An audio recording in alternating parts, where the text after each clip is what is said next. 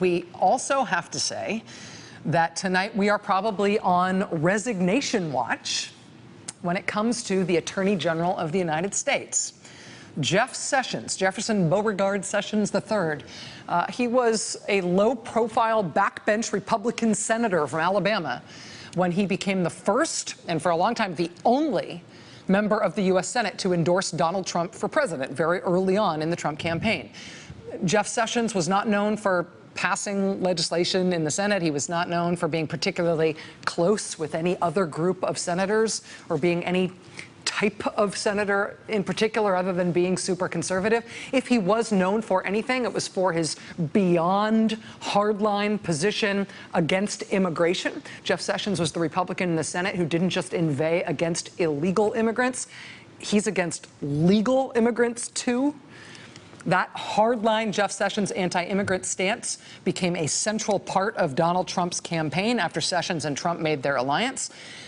And, you know, in the end, it seemed like sort of a small detail at the time. It's turned out to be really important over time that Trump not only took on Sessions as an endorsee and a surrogate, Trump also took on Sessions' staff from his Senate office. And in taking on Sessions' staff, he ended up taking on a lot of Jeff Sessions' policy positions. When Donald Trump had policy positions as a candidate, they tended to come whole cloth out of this policy shop that Jeff Sessions set up for Trump. So their relationship, it was more than an endorser-endorsee relationship. It was a different kind of thing and a more substantive kind of thing.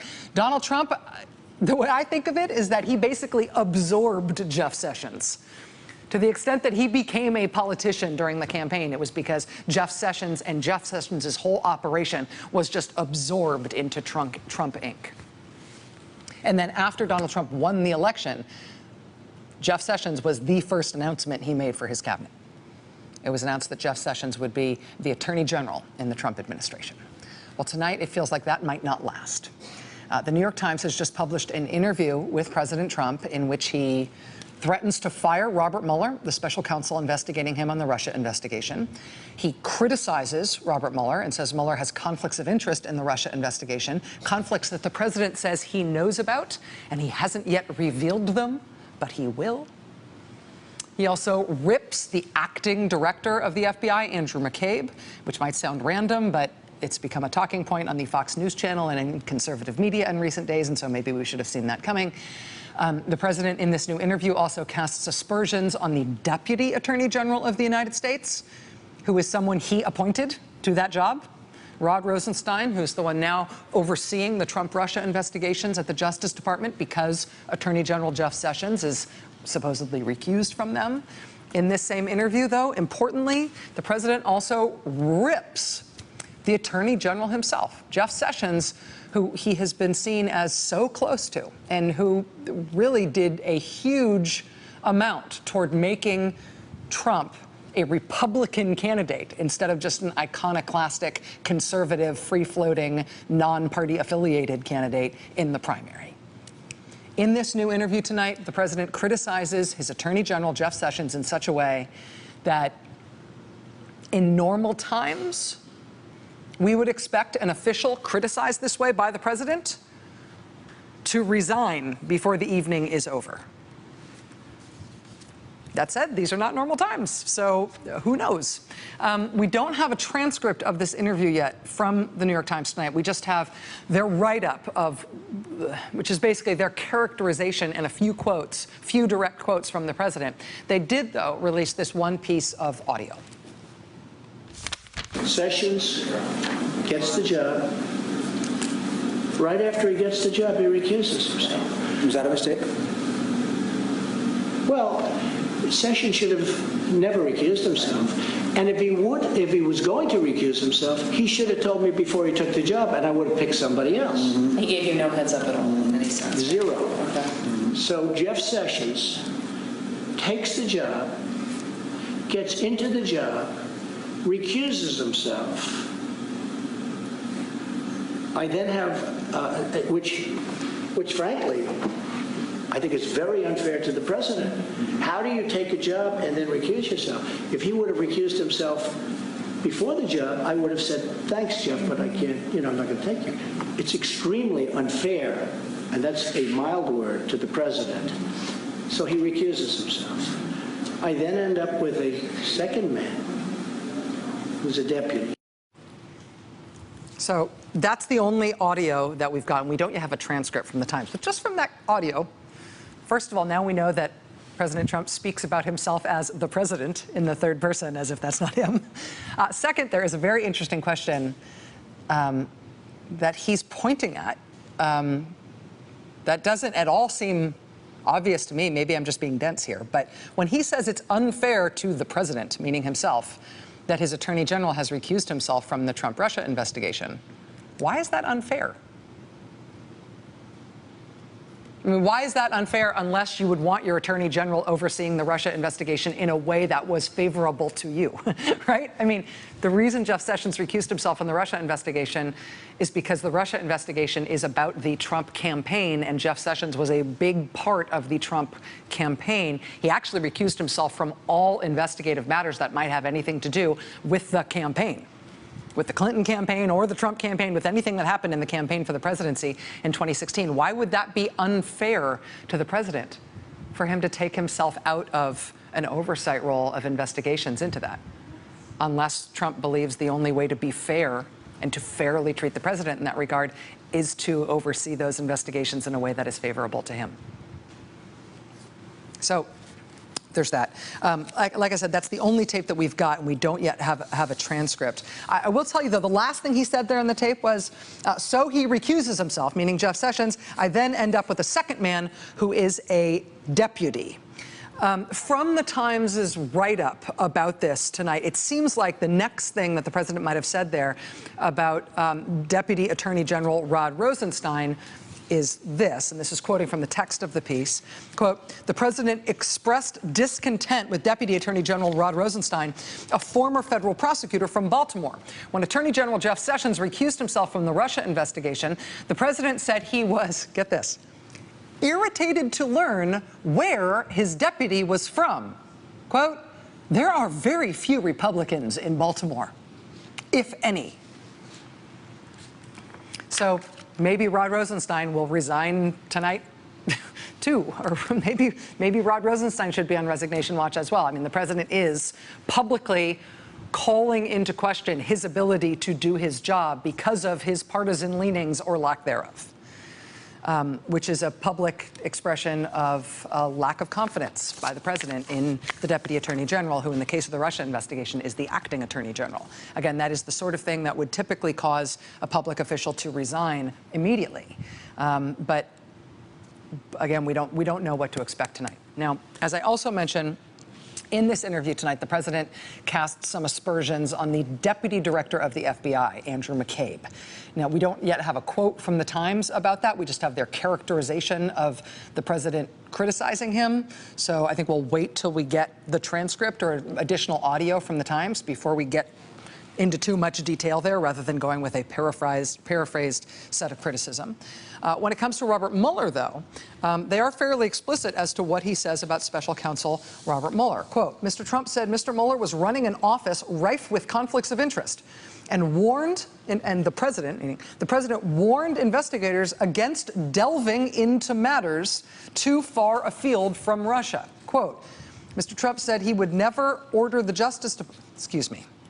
Mr. Trump never said he would order the Justice Department to fire Mr. Mueller, nor would he outline circumstances under which he might do so.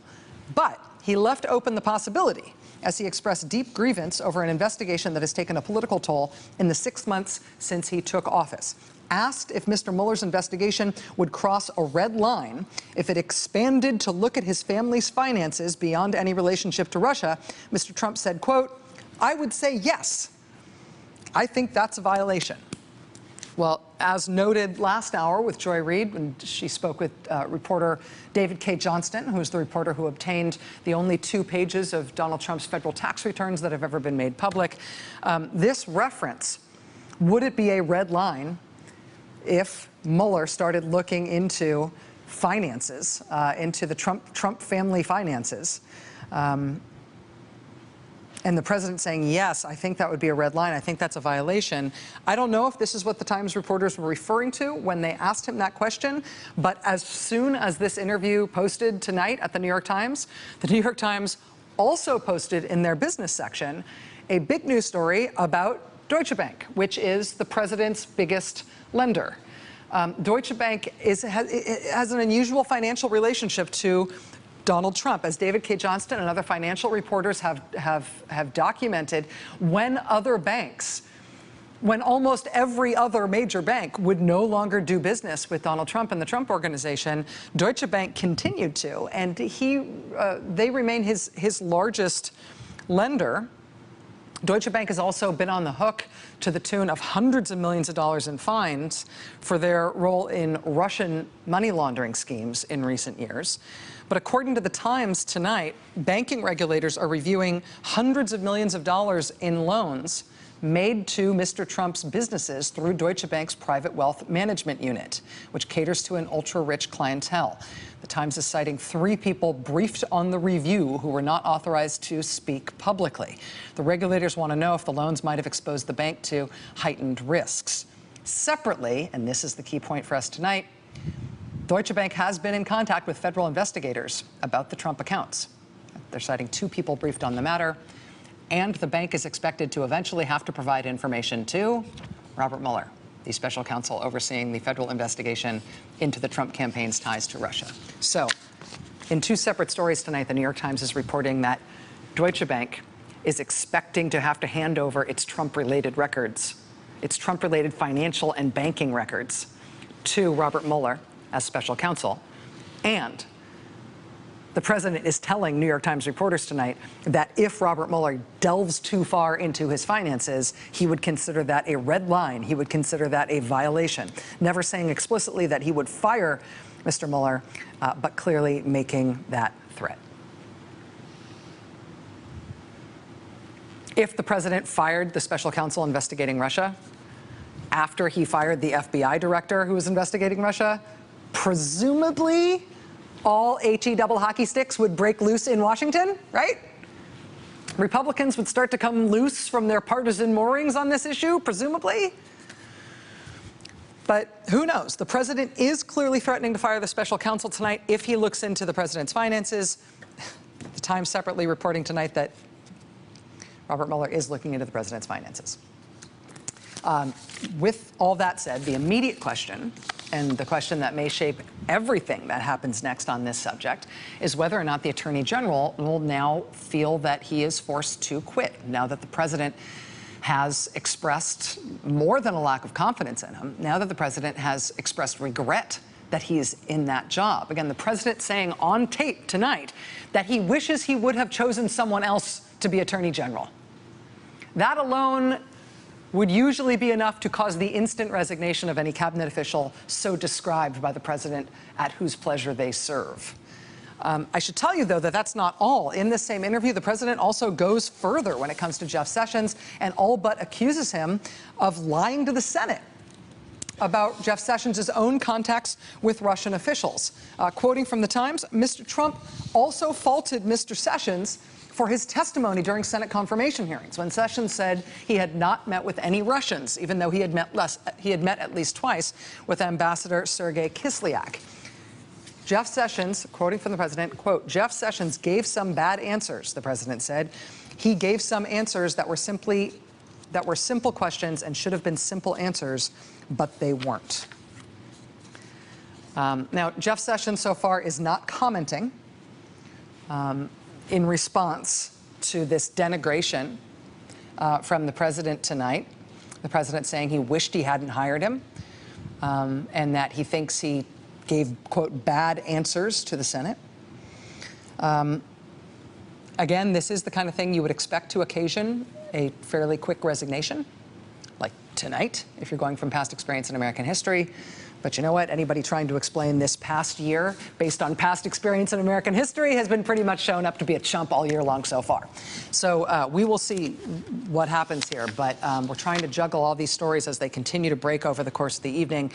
Clearly, this is a big deal in terms of the pressure on the FBI, the pressure on the Deputy Attorney General, the pressure on the Special Counsel, and most most pointedly the pressure on Trump loyalist, early supporter, Attorney General Jeff Sessions.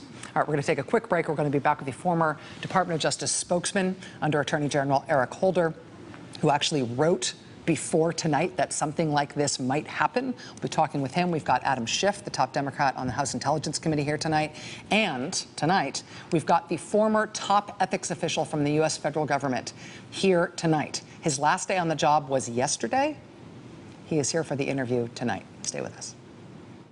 Hey there, I'm Chris Hayes from MSNBC. Thanks for watching MSNBC on YouTube. If you want to keep up to date with the videos we're putting out, you can click subscribe just below me or click over on this list to see lots of other great videos.